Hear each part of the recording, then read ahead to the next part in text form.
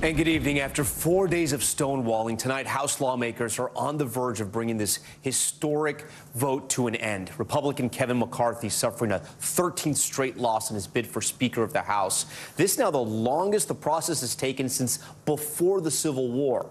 But in his latest defeat, signs of progress. What started as 20 conservative holdouts now down to just these 6 McCarthys promised to allow lawmakers to remove the Speaker with just one vote in the future, winning over many of his opponents. But he still needs to pull 4 more of these Republicans over to his side. Lawmakers huddled together on the House floor and negotiating behind closed doors all day, the House adjourning until 10 p.m. McCarthy late today saying he is confident he has the votes he needs, and the momentum certainly seems to be in his favor. So let's get right to NBC Capitol Hill correspondent Ryan Nobles, who leads us off from Washington tonight. Tonight, after the longest standoff in 100 years, top Republican Kevin McCarthy is now within striking distance of the Speaker's job. I'll have the votes. Why are you confident you have the votes? Because I can. It comes after McCarthy and his allies spent hours hashing out a deal with some of the 20 hardline conservative holdouts. The outreach worked. Republican cheers on the floor each time a vote flipped to McCarthy. Part of the deal, that major concession by McCarthy to allow just one member to call for a vote to remove the Speaker. That framework serves as the template by which we're going to be holding him accountable. But while 15 Republicans flipped to McCarthy, 6 holdouts remain. 2 more than McCarthy can afford in his quest for the top job. And many of the 6 seem dug in, still slamming McCarthy for not withdrawing. One must wonder, Madam Clerk, is this an exercise in vanity for someone who has done the math, taken the counts? But the few holdouts increasingly becoming isolated. Many Republicans leaving the floor in protest during that speech by Florida's Matt Gaetz. And other holdouts like Virginia's Bob Good not answering questions. You've been talking to us all week. Why not now about what the situation is? Meanwhile, the House remains completely shut down, with limited constituent services and lawmakers not able to hold classified briefings with key government leaders. Today, McCarthy was pressed whether the current chaos is a sign of things to come for a narrow and divided Republican majority. Because it took this long, now we learned how to govern. So now we'll be able to get the job done. Okay, Ryan Nobles joins us now from Capitol Hill. So, Ryan, talk to us about how it's looking for McCarthy and what we expect in the near future. So, Tom, he needs at least 2 of these 6 holdouts to vote for him tonight. There is a scenario where some could vote present and then only one votes for McCarthy, and that gets him over the finish line. But aside from the vote counting, what you need to know is that even his critics tonight believe that he will ultimately get over the finish line and become the next Speaker of the House. And it could happen as soon as tonight. They're scheduled to vote again at 10 p.m. Eastern time. And they're also going to get right to work. There is a plan to swear members in, get the House back up and running, and they could even vote on that first rules package to govern the House of Representatives in this next Congress. Tom? Yeah, they need to get back to work. They've already lost a week. Okay, Ryan Nobles leading us off tonight from Capitol Hill. And we have some breaking news out of Virginia, where police say a 6-year-old is in custody after a shooting at an elementary school in Newport News. You heard that right. He's 6 years old. Authorities say a first grader shot their teacher and that they believe the shooting was intentional. The teacher is expected to survive and no children were hurt. Police are now working to figure out how that child got that gun. Okay, we do want to turn now to other details in the quadruple murder case in Idaho. The father of one of those victims describing the long-awaited moment in court as he sat in the same room as Brian Kohberger, the man who allegedly killed his daughter.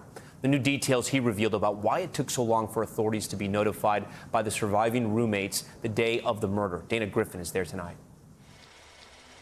Tonight, activity at the scene of the murders. Men in gloves removing mattresses and boxes from the house.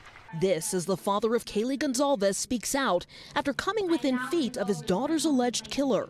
I seen an individual that was over his head and was overwhelmed by the situation, and was a little bit surprised that he was in that spot. Steve Gonzalez describing the tense moments in court when he had hoped to make eye contact with Kohberger.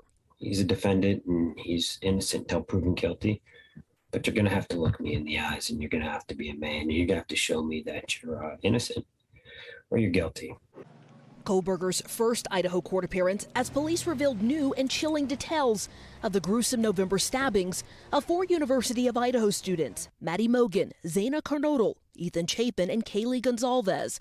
The 18-page affidavit, just the start of the public case against Kohberger. I feel like for as good a job as they did in that affidavit, I bet you it's even going to get stronger and more impressive by the time it's over and said and done. Perhaps the most alarming revelation of the affidavit, one of the two surviving roommates telling police she came face to face with the killer. At one point walking past her as she stood in frozen shock and then locking herself in her bedroom. Police say they weren't called to the home until noon that day for reasons still unknown. You got to remember, these two girls were so upset that when they went outside after seeing this, that they could, what these girls were saying, one passed out and the other one was so hyperventilating that the message wasn't clear enough for the operator. Those unsettling details playing over in some residents' minds as they, along with prosecutors, attempt to piece together Kohberger's alleged motive. I think a lot of people are wondering, like, how he planned it out, how it all came together, and why, of course. A collective sigh of relief in Moscow, Idaho, as students at the university prepare to head back to class on Monday. I think that there will be more so a sense of relief once more evidence comes out. Right now, I think can breathe a good sigh, which is really good for the students coming back also. All right, Dana Griffin joins us now live from outside that home where those murders happened. Dana, I want to go back to that cleanup effort we saw earlier today. We know that they were brought to a halt when the news broke that an arrest was made. Do we know if that court order has been lifted or are family members collecting belongings? So it didn't appear to be family. These were men wearing medical-grade gloves. We could see through the protective covering on one of those mattresses. It appeared to be stains. Now, that court order was issued Friday when Kohberger was arrested to halt cleanup here at this home. Whether that order has been lifted, Tom, still unclear. All right, Dana Griffin for us tonight. Dana, we do appreciate it. As families begin to process the troubling details of that affidavit, so many questions remain about the suspect and why he might have targeted his victims. I do want to bring in former FBI profiler Greg McCrary. He has decades of experience in understanding the mind of killers. Greg, first, as prosecutors have been careful to point out, Kohberger is still innocent until proven guilty, but they laid out a lot of strong evidence. What was your impression of Kohberger from what we've learned in the affidavit? Was he a criminal mastermind who made some mistakes, or do you think it is possible he maybe wanted to get caught? I think it's far less likely he wanted to get caught. I think he is kind of a narcissistic individual. Many of these killers are, and again, he is obviously allowed his presumption of innocence. But my experience is a lot of these guys are very narcissistic. They think they're smarter than everyone else and that they can get away with these things, and then they end up doing something that appears stupid or careless that gets them caught. But it isn't that they want to get caught. Do you think, and it's still unclear, but when the alleged killer, and of course police are saying it's Kohberger, when the alleged killer walks by one of the surviving roommates, do you think that killer made eye contact with that roommate or knew that somebody else was still alive in that house? Or do you think there's a possibility that the killer didn't see this person, didn't know that they had been spotted? That's difficult to know. It's very high stress for the killer at that time, and obviously very high stress for the witness. She described him as having bushy eyebrows, so he certainly was looking in her direction. Whether he saw her clearly or was aware of that, it's just difficult to know. What do you think his biggest mistake was? I mean, obviously the sheath with the DNA print has, police are saying, led them to Kohberger. Do you see any other sort of glaring mistakes? I think it's a series of things. Using his cell phone when he was apparently casing the place.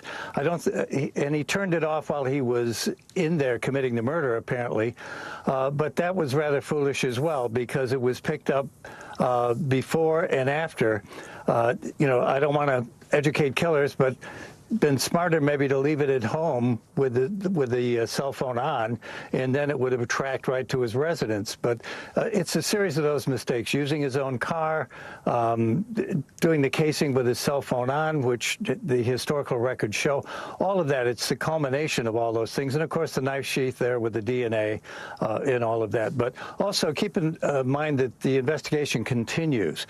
It isn't over. It's certainly a milestone that the arrest has been made, but they'll be searching the car.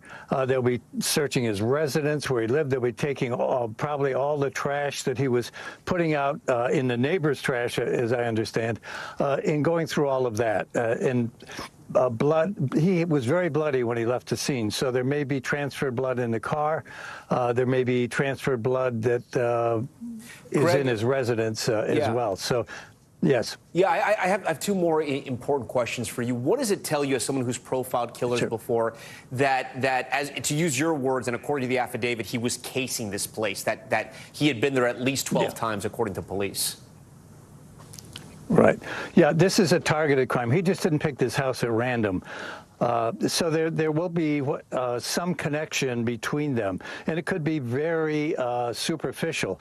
It could be that he bumped into him at a bar or a party and said something inappropriate, or they dissed him, and then he got locked on them and targeted them. He had a history of making inappropriate comments, apparently back in his undergraduate days in Pennsylvania, enough so that local brewery and bar owners were aware of that, and so it could be something like that, but it's not. He just didn't walk into a house not knowing what was what was in there. I think he knew those people.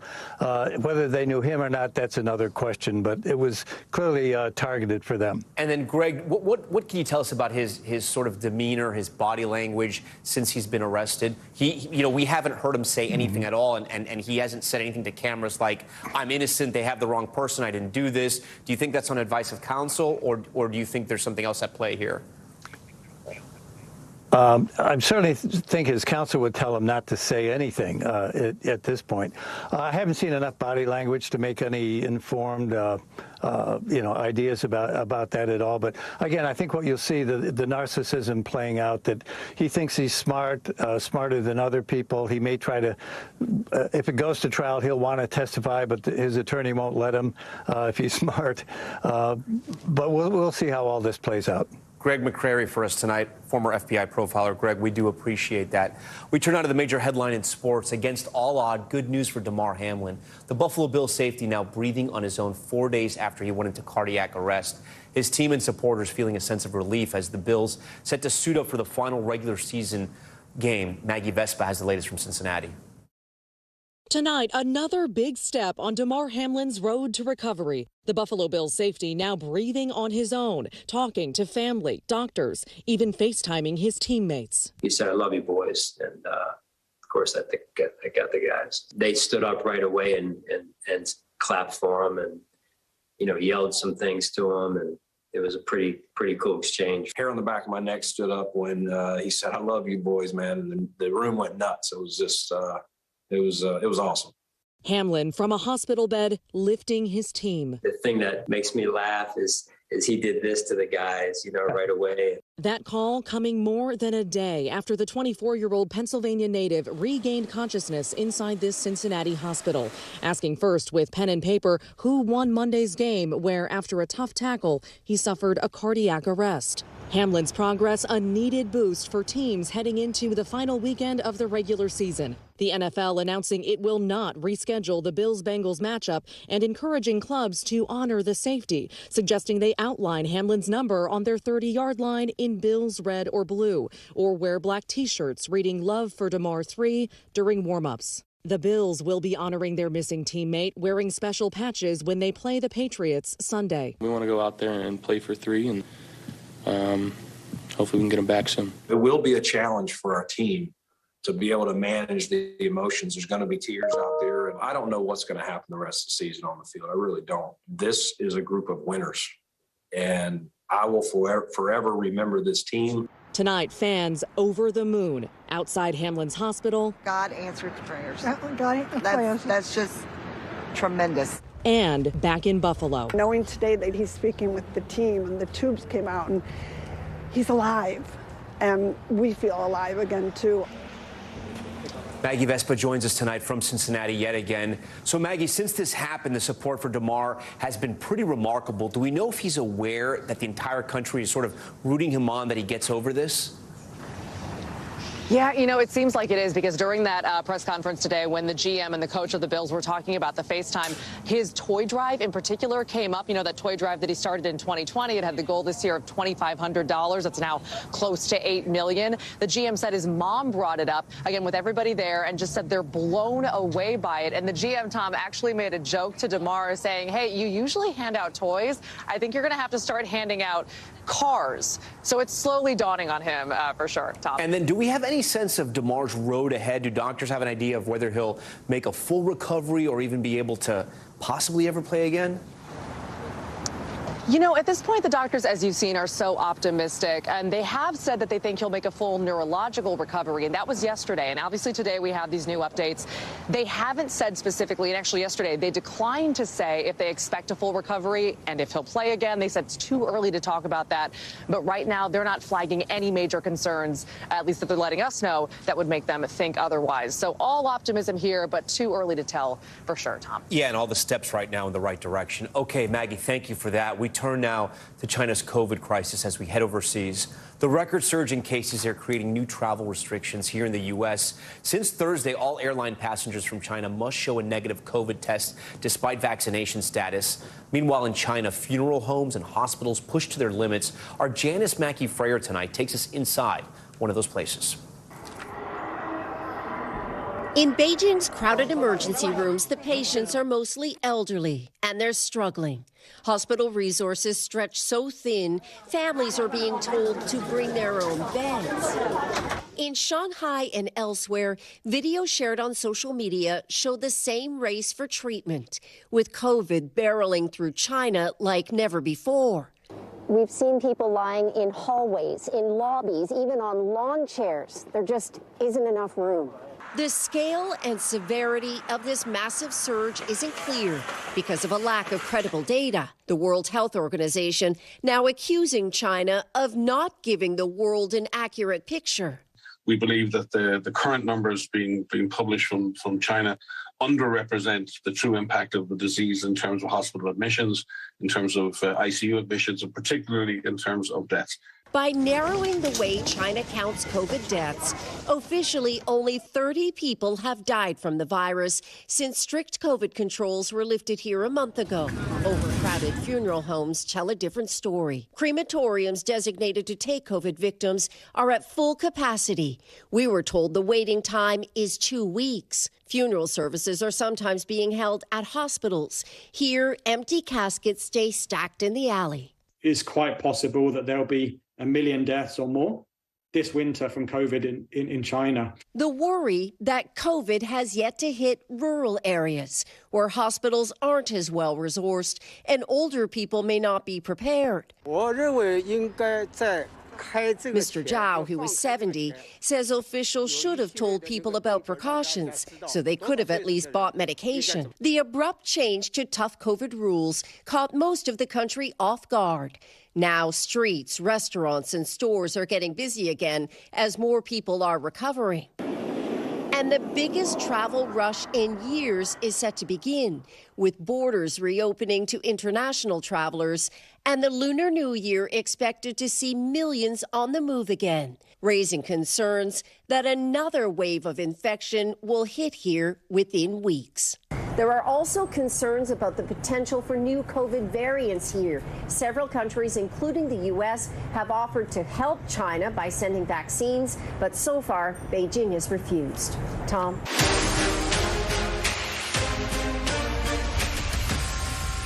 All right, back now with Top Stories news feed, and we begin with the shooting at a French Montana video shoot in Miami. Authorities say an argument spilled over to a restaurant where the video was being filmed when shots were fired. The rapper was not shot, but at least 10 other people were, including New Orleans-based rapper Rob 49. Police are now looking for those responsible. An update tonight on the escalating violence in Mexico following the arrest of El Chapo's son. We told you about this last night. Cartel violence erupted in the northern state of Sinaloa after Mexican security forces took Oviedo Guzman into custody. He's the son of the notorious drug kingpin Joaquin Guzman. Officials say nearly 30 people have been killed, including at least 10 members of Mexico's military. Mexico today halting Oviedo's extradition to the U.S. And Peloton agreeing to pay a historic fine. This is a sad one. The company will pay $19 million for failing to quickly report treadmill dangers and then for distributing recalled treadmills. The treadmills responsible for dozens of injuries and the tragic death of a child. Today marks 2 years since the January 6th attack on the U.S. Capitol. Lawmakers gathered on the steps of the building to commemorate those injured in the violence and the life partner of that Capitol police officer who died after the riot, now suing former President Trump. NBC's Peter Alexander reports. On the steps of the Capitol today, a poignant remembrance. House Democrats and one Republican sharing 140 seconds of silence. 1 second for each officer injured during the attack 2 years ago today.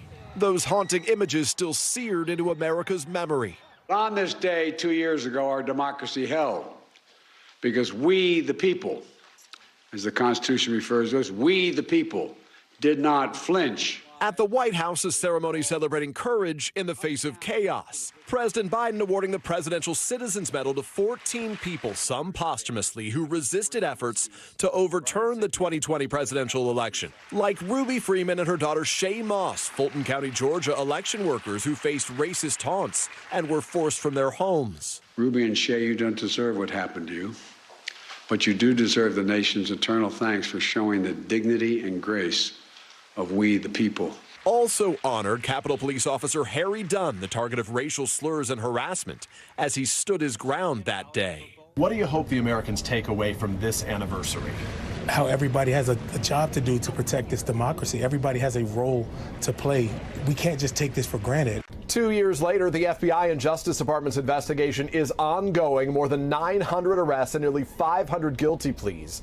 But authorities have not yet arrested 250 other rioters wanted for assaulting officers on January 6th. Tom? All right, we thank Peter Alexander for that. Now to a man who watched horrified as some members of the veteran community participated in the Capitol riot. He served in the Iraq War more than a decade ago, but after January 6th, Christopher Goldsmith says he went on the offense to expose far-right extremism, and some of his tactics are controversial. NBC's Pentagon correspondent Courtney Cubey has his story. A neo-Nazi group is gathering in Texas, having carefully vetted attendees to make sure footage like this doesn't exist. Except they weren't expecting Christopher Goldsmith. He served in the Iraq War and today has made it his mission to expose hate in America. This is the Nazi hunting station. Goldsmith shows us how he infiltrates white supremacist and neo-Nazi groups from his office. When I see a swastika on the ground made of firewood that they can burn, I now know this is where the neo-Nazi conference is going on. To get intelligence about this October meeting of the Aryan Freedom Network, he went undercover.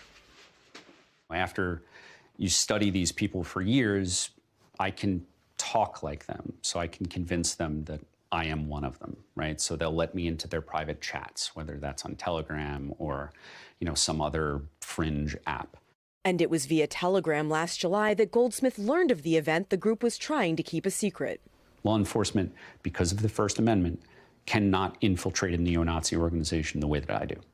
In October, someone with the alias Daisy Barr, a reference to the leader of the women's KKK chapter a century ago, told him to be ready to be vetted by video chat. What kind of questions did they ask? Their vetting for me to infiltrate the Aryan Freedom Network was just confirming that I was white. Hey, can you see me? I showed them on video wearing a skull mask, which is popular with the neo-Nazis. They saw blue eyes and white around my face, and they said, all right, you're in. A few days later, he got another message to meet up at a gas station in a remote town in East Texas. This right here was the meeting spot. His team followed the convoy from the gas station to the rural home where members of the Aryan Freedom Network were gathered. They flew a drone the whole way. Rather than put a human being at risk, we send this out to go spot the neo-Nazis. Using the drone footage, he notes the make, model, and license plates of vehicles in hopes his information will help connect the dots between individuals and hate groups. What would you say are your ultimate goals for your efforts here? Our ultimate goals are to make being a neo-Nazi very uncomfortable and expensive. An AFN member initially sued Goldsmith for flying the drone over private property, but dropped it with the option to refile. You've also talked about how you aren't concerned about harassing people, some of these groups, as part of your methods. And some people might argue that's inappropriate. What do you say to that? Task Force Butler does not harass or dox people. We simply do not do that. What we do is we take away a veil of secrecy that is being used to hurt people. You will not replace us! The United States is experiencing historic levels of extremist incidents around the country, propelling Goldsmith's drive. He grew up on Long Island with a dream of serving his country, realizing it right after high school with a deployment to Iraq. When you came back, how were you changed by that experience? I had severe post-traumatic stress disorder in Iraq. That PTSD led to a dark period in his life, including an attempt at taking his own life the night before his second deployment to Iraq. Missing his flight resulted in a less than honorable discharge from the Army in 2007. Since then, he's been advocating for veterans' rights on Capitol Hill, the very site where on January 6, 2021, some members of the veteran community were among those who stormed the building. He watched, outraged, but says he wasn't surprised. Veterans aren't innately drawn to these extremist organizations, but these extremist organizations know how to manipulate veterans. They know how to identify veterans who are vulnerable, like I was, and they fill these questions that we have with conspiracy theories as answers. So he founded Task Force Butler to employ other veterans to help him fight extremism. His team members stay undercover while he goes public with information they gather. Veterans carry social capital in a way that other folks don't. Those who are targeting us with those messages are more likely not just to, when they get us, not just the one of us, not just the one veteran, but a social network. Goldsmith has focused much of his work on the Patriot Front, a group that was responsible for disseminating more than 82% of the almost 5,000 white supremacist propaganda messages spread across the country in 2021, according to the Anti-Defamation League. Last June, 31 members of the group were arrested who authorities say were planning to riot at a pride parade in Idaho. I've got access to their Rocket chat server, which is like an open source version of Slack. And I'm able to see from the inside. We know that our research has been used to help support at least one lawsuit. That lawsuit, filed against members of the Patriot Front who were filmed allegedly vandalizing an Arthur Ashe mural with spray paint in Virginia. The two men were served in November and have not responded to the complaint. They did not respond to requests for comment from NBC News. You know, the thought of infiltrating a group that seems really scary and potentially dangerous. That is not scary compared to getting in a up-armored Humvee and driving through Baghdad every day for a year. Good boys. For Goldsmith and his Task Force Butler team, a new mission here at home, and they say still in service to their country. All right, Courtney Kube joins us now from the Pentagon. And Courtney, of course, as we just heard before you there from Peter, today is the second anniversary of the attack on the U.S. Capitol. Christopher told you he found Task Force Butler. He founded it after watching the events unfold on that day. And there is sort of a military aspect to this. Do we know how many U.S. military veterans or current service members have been charged for their actions on January 6th? Yeah, that's right. He said he watched that day and he was outraged knowing that there were probably military veterans there. So the George Washington University has this program on extremism that tracks meticulously everyone who has been charged for some role on January 6th. And of the 940 defendants they have on their database, about 118 people have some sort of a military background. The vast majority of those are people with former military service. So most of those would be veterans. But you can see that's still a relatively large proportion of that 940 total people. And those are the exact people who the Task Force Butler people are trying to target with their efforts here, trying to teach that, trying to expose them and teach them to change their ways. Yeah, more than 10%. Do we know what's next for Goldsmith and Task Force Butler? He says that they are not stopping, that they're going to continue their efforts there, and they're actually hoping that they can even expand their veteran and volunteer network in the future.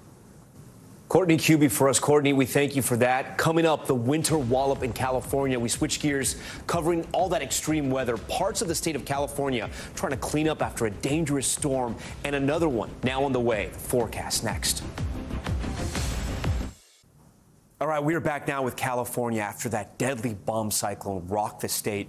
Residents in hard-hit Santa Cruz County wading through floodwaters today. The massive Pacific storm killing at least 2 people and causing millions of dollars of damage. And in Capitola, you see it here, part of the historic wharf swallowed by surging surf and hurricane-force winds. For more on the forecast, NBC News meteorologist Bill Cairns joins us now in studio. Bill, we've been talking about sort of this double and triple threat hitting California. Where are we right now? What can we expect in the state? I'm concerned about Monday, Tuesday.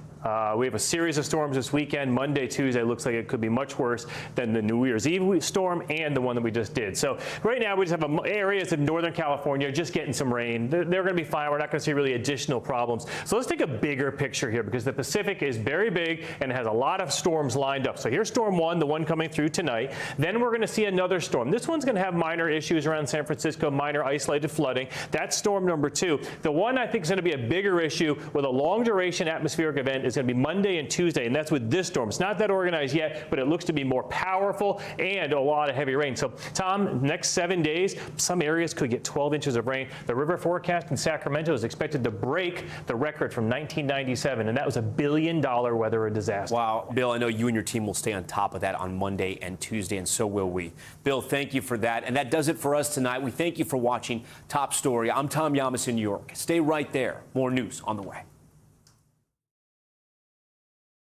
Thanks for watching our YouTube channel. Follow today's top stories and breaking news by downloading the NBC News app.